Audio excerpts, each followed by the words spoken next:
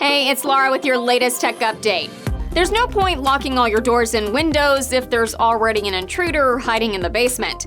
But too many businesses have a cybersecurity policy that does exactly that. They spend all their energy on great systems to stop crooks from gaining access. Only a third of companies make it a priority to look for and deal with any intruders that do manage to sneak past their online security. Research has found that some IT teams have way too much confidence in their preventative safeguards, and that could be a costly mistake. Networks need to be regularly scanned, and you need a plan to immediately stamp out any attacks that do break through. We put these strong security systems in place every day.